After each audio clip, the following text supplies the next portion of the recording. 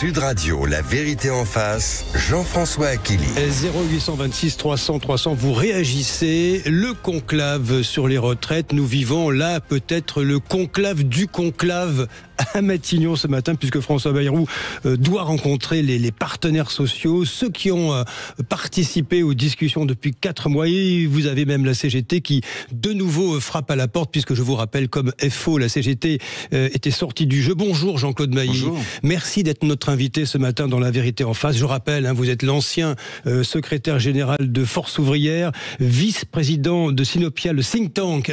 Merci d'être là pour nous éclairer. Si vous le permettez, peut-être d'abord, nous allons rejoindre en direct Éric Chevet, si vous êtes là. Bonjour Éric Chevet. Oui, bonjour. Vice-président national de la CPME, la Confédération des petites et moyennes entreprises, commerçants, artisans, indépendants. Vous êtes l'un des négociateurs, Éric Chevet. Oui, effectivement. Et en route pour Matignon. Mais en route dans la journée, nous allons rencontrer le Premier ministre dans la journée. Ça va se passer à quelle heure cette histoire ? Alors, je ne sais pas encore. C'est pas encore tout à fait fixé parce que nous avons une grosse journée aujourd'hui avec Impact PME, notre manifestation annuelle, et donc. Mais nous trouverons bien une date pour y aller. Vous inquiétez pas. Je ne suis pas inquiet. Qu'est-ce qui va se passer, Éric Chevet ?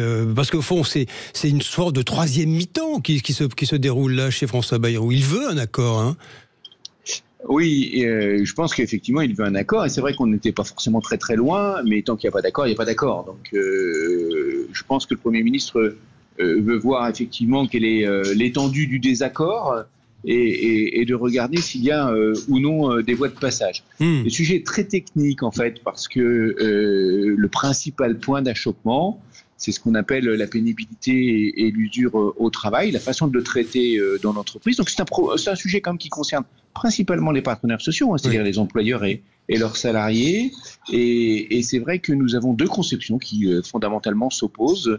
Une conception qui consiste à dire le travail est usant, donc il faut sortir en sortir le plus vite possible dès qu'on constate un phénomène d'usure, etc. Et puis la conception que nous portons, qui consiste à dire non, il faut absolument privilégier le taux d'emploi pour financer notre modèle social.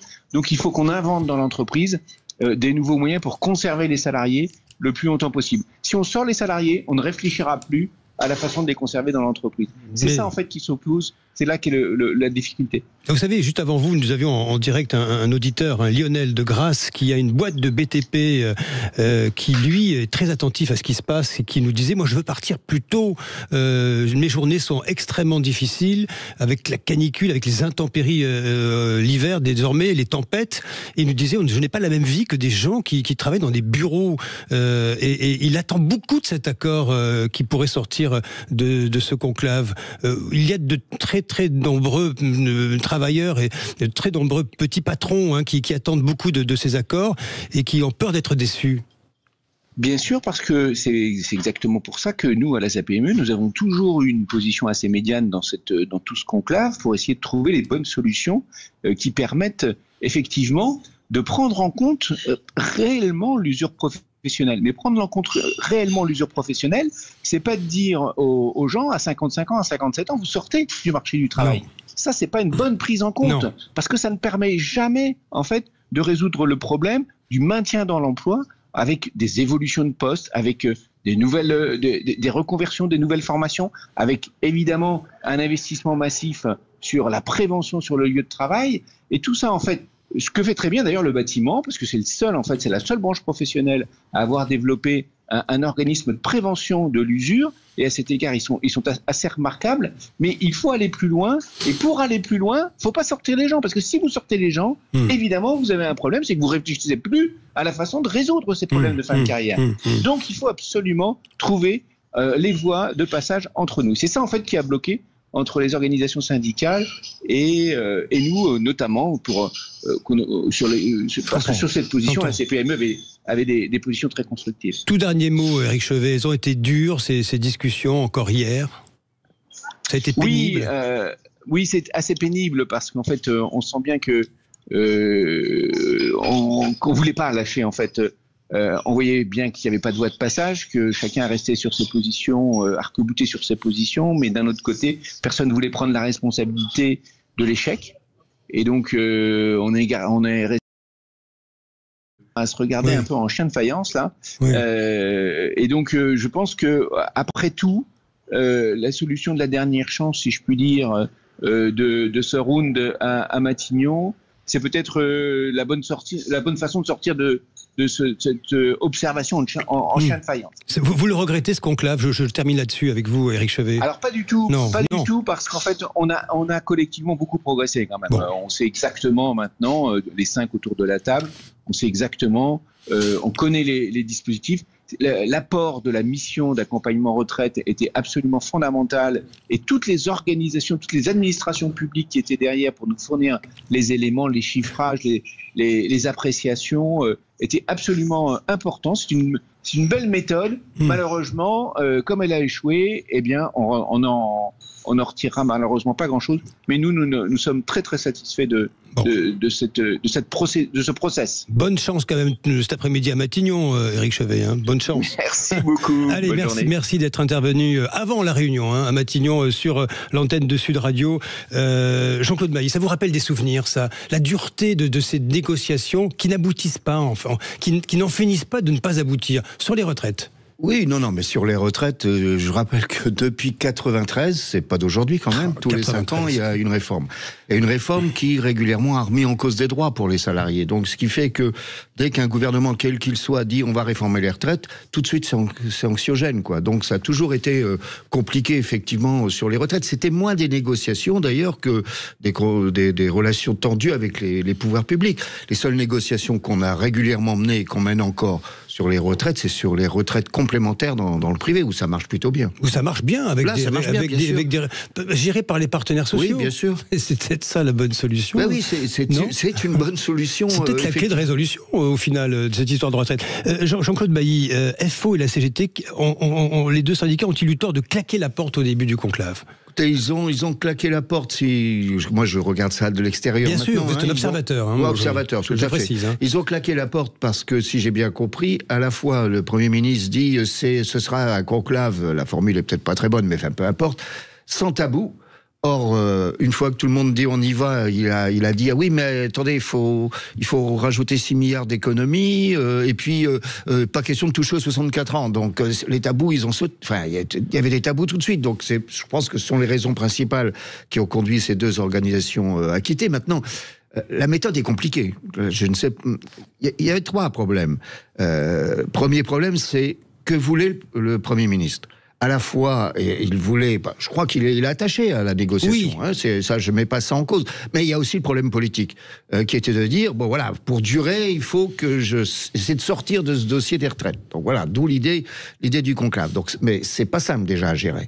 Deuxièmement, du côté syndical, y compris pour les syndicats qui sont restés, quand vous acceptez de mettre de côté, ça veut pas dire qu'ils l'acceptent, mettre de côté la question de l'âge des 64 ans, vous pouvez pas sortir avec des broutilles, c'est pas possible. Non. Bon, sinon ce serait ridicule. Bien sûr. Et donc c'est logique ce qu'ils ont réclamé, ce qui n'est pas nouveau en plus sur la pénibilité notamment. C'est quelque chose d'important, la pénibilité. Bien sûr, là, je suis pas d'accord avec Éric Chevet sur un point, c'est que oui, c'est comme quand l'âge de retraite recule, le patron les garde un peu plus, ses salariés. Mais sinon, les entreprises et les salariés aussi parfois, se sont shootés en France pendant des années aux pré-retraites.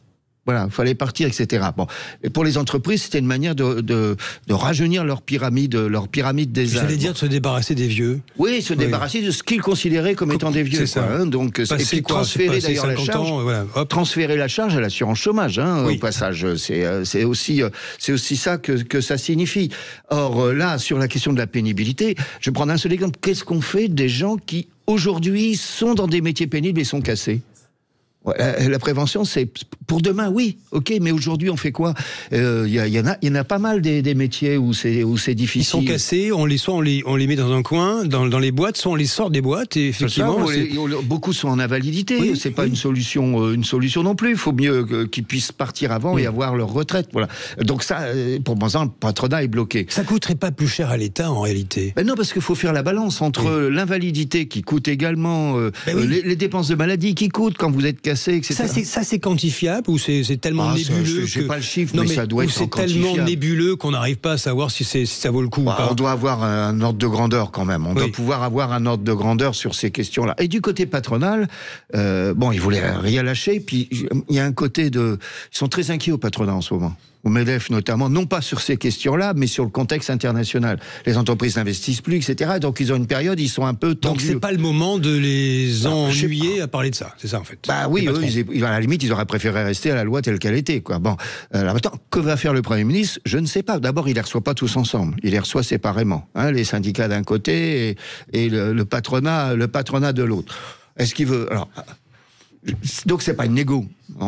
La négociation, c'est entre syndicats et patronat, c'est pas avec le gouvernement. D'expérience, Jean-Claude Mailly, vous avez la sensation que le Premier ministre va tenter d'imposer ses vues et de ramener tout le monde à une forme de raison, parce que lui joue son avenir politique. Oui, alors il joue son avenir politique, ça en gros, c'est la patate chaude qui lui revient dans les mains. C'est la patate chaude. C'est la patate chaude qui lui revient dans les mains, donc ça brûle, il faut... Bon, voilà, pendant 4 mois, il a pu la mettre ailleurs, la patate chaude, mais là, elle revient à Matignon direct. Oui, et puis vous avez...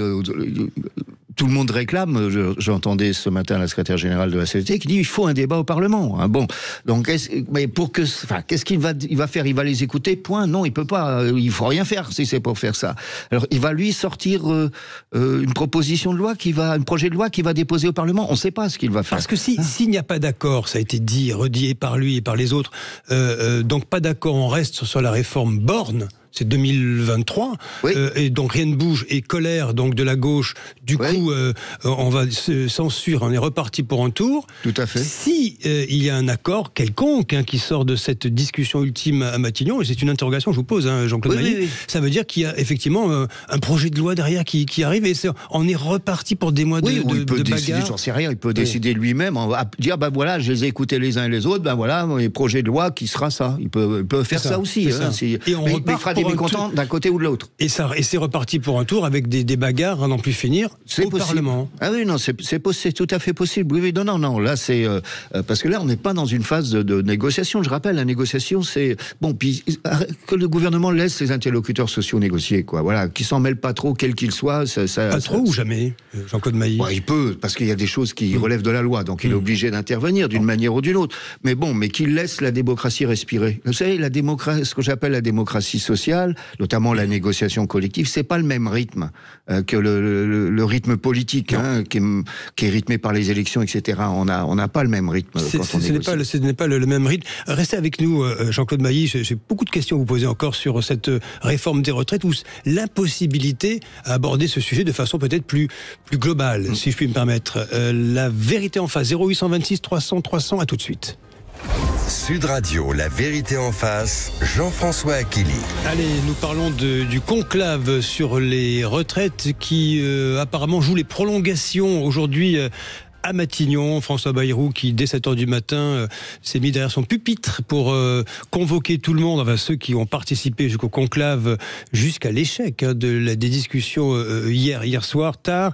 Jean-Claude Mailly, ancien secrétaire général de Force ouvrière, cette histoire de borne de 64 ans, allez, ça a été mis de côté, mais on sait très bien que les politiques vont s'en emparer pour 2027, la campagne présidentielle. Il y a ceux qui disent qu'il faut travailler plus, repousser l'âge de départ à 64, 65, 66, 67, et ceux qui disent revenons en 62, c'est le Rassemblement national, ou la gauche de la gauche qui veut aller à 60. Est-ce que c'est vraiment raisonnable de cristalliser sur cette histoire d'âge de départ ? C'est pas le seul point dans un dossier comme les retraites. On le voit bien, il y a la pénibilité, il y a toute une série d'éléments qui interviennent. La durée de cotisation. Je rappelle que sous François Hollande, la durée de cotisation avait été augmentée. Ça n'avait pas généré d'ailleurs de mouvements importants dans la population. La durée des cotisations, c'est aussi important que l'âge de départ. Alors ça rapporte moins financièrement. C'est pour ça que les gouvernements aiment bien jouer sur l'âge. L'âge, ça rapporte plus financièrement. Et comme ils sont à la recherche d'économies, d'une manière ou d'une autre, vous voyez que je suis dur, moi je sais faire, parce que je repousse l'âge, etc. Donc mais c'est pas le seul. Mais qu'est-ce que vous dites, Jean-Claude Mailly ? Il ne faut pas toucher à cette histoire, on laisse tomber, c'est 64, c'est peu importe. Aujourd'hui, c'est 64. C'est un peu ce qu'ont dit les syndicats qui ont continué à discuter. C'est pas pour ça qu'ils acceptent, ils l'ont bien rappelé les uns et les autres. Mais essayons d'améliorer ce qu'on peut améliorer. Mais là, c'est trop court, quoi. Si j'ai bien compris, c'est beaucoup trop court pour eux. Ce que je comprends, bien entendu, le dossier retraite, il doit être pris au sens plus large. Il faut aussi se poser la question, par exemple, pourquoi des gens ne veulent pas travailler plus longtemps ? Pourquoi ? Et il y a des gens qui sont prêts à travailler plus longtemps. Je rappelle que dans le privé... Vous parlez de quoi ? De la relation, on va dire, des Français au travail. C'est la relation au travail. Il y a des gens qui ne veulent pas travailler plus longtemps, qui ne veulent pas travailler jusqu'à 64 ans. Ça dépend des boulots, ça dépend du tempérament. Oui, bien sûr, parce qu'ils sont cassés physiquement. Ou alors parce que le métier qu'ils exercent, même s'ils aiment leur métier, ils sont dans une ambiance de travail qui n'est pas bonne, les conditions de travail. On voit bien que le stress au travail, c'est quelque chose qui augmente de manière très importante, qui génère des coûts également. On l'oublie souvent. Donc, et un changement de relation aussi entre les salariés et le travail, d'une manière générale. Ça a changé, ça. Ah, ça change, oui. Pour les jeunes, pas pour tout le monde. Trop de stress. Non, pas que le stress. Non, c'est pas que le stress. Il y a du stress. Qu'est-ce qui a changé Ce qui change, c'est que dans les jeunes générations, pour une partie d'entre elles, ce qu'on appelle les générations Z ou maintenant la génération Alpha, ils veulent, par exemple, c'est pas qu'ils sont feignants, comme le disent certains, pas du tout, mais ils veulent rééquilibrer le temps de travail et le temps professionnel, d'une manière ou d'une autre. Avoir plus de liberté dans le travail, avoir plus d'autonomie, la qualité de vie aussi. La qualité de vie, etc. Bon, et ça s'est accéléré avec la crise sanitaire, avec le télétravail, etc. J'allais vous dire, c'est le post-Covid, là. Bien sûr, ça a beaucoup joué. C'est une prise de conscience de la fragilité de l'existence. On se dit, oui, on a découvert tous qu'on était mortels, d'une certaine manière, pendant la crise sanitaire. Donc profitons un peu de la vie et rééquilibrons les choses, etc. Mais ça, vous êtes pour vous, ça devrait à ce point-là impacter, on n'a plus envie de travailler parce que... Non, c'est pas qu'on n'a plus envie de travailler, c'est qu'on... Non, mais il y a des jeunes générations qui disent, par exemple, je sais pas, alors ça dépend des métiers aussi, dans une start-up, vous êtes prêt à la limite à travailler jusqu'aux limites autorisées, mais après, vous allez avoir un enfant, vous voulez lever le pied un peu, voilà, il faut plus de souplesse dans le... Voilà, c'est ce qu'ils souhaitent en tous les cas. Et les entreprises vont devoir répondre à ça d'une manière ou d'une autre. Sinon, les talents partiront, iront ailleurs, voilà, donc... mais tout ça, ça joue sur le dossier. Le dossier travail, d'une manière générale, est plus large que le dossier retraite. Mais oui, parce que le dossier travail, c'est pas le corollaire, au fond, c'est la matrice, la matrice du problème de la retraite.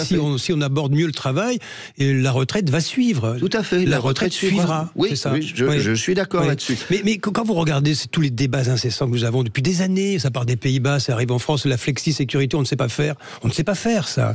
Nous, on ne sait pas faire. La flexi-sécurité c'est-à-dire les entreprises qui peuvent licencier, mais quand on est dehors, on est vraiment aidé. On arrive vraiment à faire autre chose. Oui, mais bon, en même temps, quand vous discutez, enfin, puis moi, quand je discutais dans le temps avec les syndicats nordiques, notamment les Danois, les Suédois, ils disaient, attends, c'est quand même pas si simple. C'est pas si simple que ça, c'est compliqué, nous, on n'est pas d'accord sur plein de choses, etc.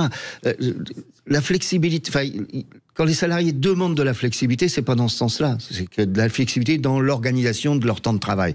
Mais qu'ils aient leur mot à dire sur... voilà, c'est ça qu'ils demandent. Quand vous dites, si on améliore le travail, la retraite suivra, c'est tellement vrai ce que vous dites, Jean-Claude Mailly. Quand vous regardez aujourd'hui, nous cotisons pour les retraites. Oui. Il y a eu ce débat pour 2017, qui était le débat de l'arrivée d'Emmanuel Macron, le régime par points. Oui, mais le régime par points, c'est compliqué. D'abord parce qu'il y avait des sous-entendus, il y avait une volonté aussi de récupérer les réserves des caisses de retraite complémentaires. Oui, main basse sur les réserves. On a combien de 80 milliards ça doit être l'Agir Carco, ça doit être autour de 80 milliards, ce qui fait 6 mois de prestations en fait. La cagnotte résiste, c'est l'oncle Picsou, le coffret et tout, le coffre est toujours plein. C'est pas les premiers. Il est fermé. Bah oui, et il n'y a pas que les salariés, c'était pareil pour les experts comptables, pour l'instant, les médecins. Ça tient. Pour le moment, ça tient. Puis en plus, je rappelle que pour la très grande totale majorité des caisses de retraite complémentaires, que ce soit les salariés du privé ou les non-salariés d'ailleurs. Et pourquoi on n'a pas ça pour le régime général ? Ben oui, ça veut dire que nous, on sait mieux gérer. Vous savez, l'État n'est pas forcément le meilleur gestionnaire. On le voit très bien sur la dette. Non. On n'est pas. Non.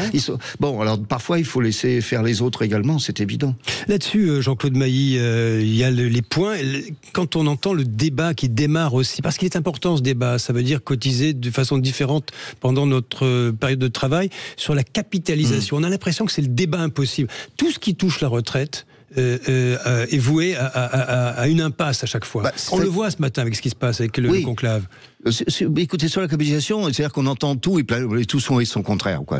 Parce qu'il y a 10 000 Moi, à titre personnel, je suis pas contre, avec des conditions. Pas contre. Alors d'abord, la capitalisation, ça règle pas le problème aujourd'hui. Hein, c'est pour demain, ou après-demain. Bon, premier élément. Deuxième élément, ça existe aujourd'hui. Ou individuellement.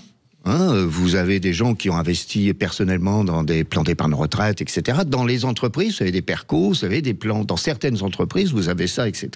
L'assurance vie, d'une certaine manière, c'est aussi une manière de préparer sa retraite. De capitalisation. Globalement, alors je ne tiens pas compte de l'assurance vie, vous avez 400 milliards à peu près déjà dans notre pays. Chez les fonctionnaires, il y a un système de capitalisation obligatoire, c'est pas la préfond, ça s'appelle le RAF. Qui est obligatoire sur les primes des fonctionnaires. Autant donc, développer cet aspect-là. Moi, je suis dans pas la mesure contre, du possible. Je suis pas contre avec deux conditions. C'est que ça ne remet pas en cause les niveaux existants de la retraite par épargne. On va pas remplacer la répartition par de la capitalisation. Donc c'est un troisième niveau et faut qu'il soit géré par l'Agirc-Arrco. Voilà. Et dans ces conditions, ça se regarde. Après, il faut regarder comment le financer. Ceux qui savent faire, c'est ce que vous nous dites. Ceux qui savent faire, oui. Par les pros. Tout à fait. L'Agirc-Arrco saurait gérer ça. Ils sont bons. C'est des pros de la retraite. Ultime question avec vous. C'est passionnant de pouvoir échanger avec vous, Jean-Claude Mailly. Vous êtes, on va dire, rangé des voitures. Donc oui, vous avez sûr, je n'ai plus de mandat. Vous avez toujours eu la parole libre. De toute façon, c'est pas le problème, même avant et après. Jean-Claude Mailly, les politiques, là, il y a les menaces d'Olivier Faure dès ce matin sur BFM TV. Attention, si ça vient pas au Parlement, il y aura la censure.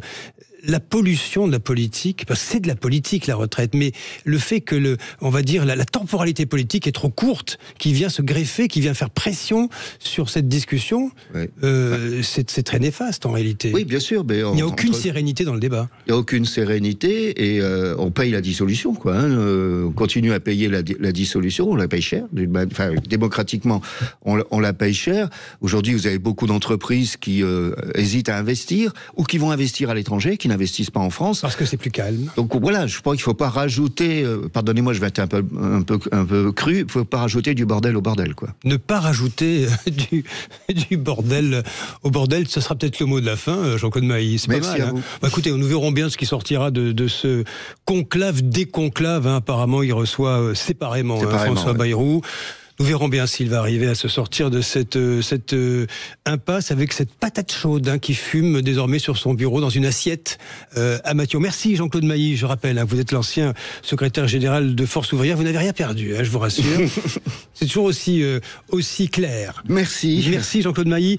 Dans un instant, restez sur Sud Radio, les médias avec Valérie Expert et Gilles Gansman. Merci à tous et merci d'être fidèles à Sud Radio.